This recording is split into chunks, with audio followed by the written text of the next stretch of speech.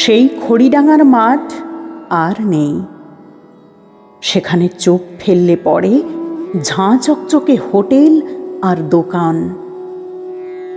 ছোটবেলায় অঙ্ক করতে না পারলে মা কিছুই বলতো না, শুধু একবার বলতো, বাবাকে বলে দেব।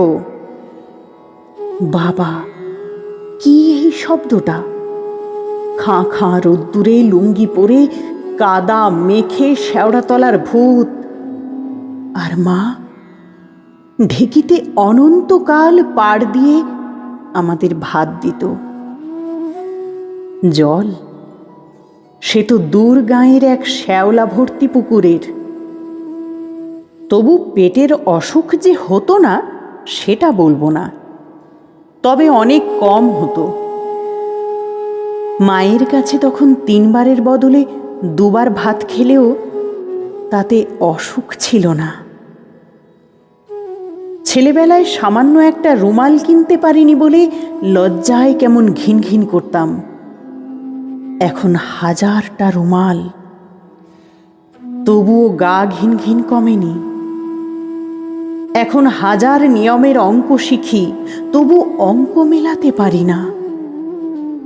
প্রচণ্ড শীতে মায়ের দুমড়ে দেওয়া লুঙ্গিতে অনেক ওম ছিল।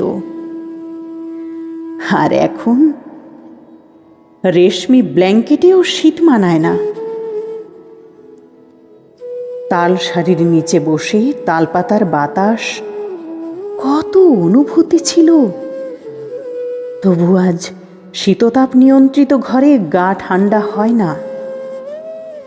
বাবা শীতের সময় গুনগুন করে গান গাইত, আর আমরা গোল হয়ে শুনতাম। এখনো গোল হয়ে শুনি, তবে সেটা গান নয়, গান নামক ব্যাধির করুণ সুর, যা ওঠে আমাদের মুঠোফোন হতে। শিউলিতলায় শিশির বেলায় যাওয়া আর নতুন ঠাকুরের রাংতার গন্ধ, কোন বিদেশি পারফিউমে যেন আর সেই নেই।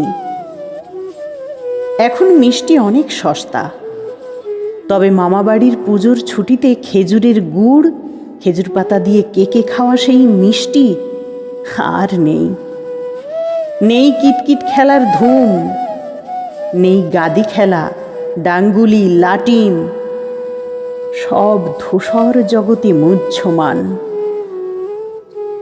এখন আছে শুধু পাশে বসার মেকি আহ্বান।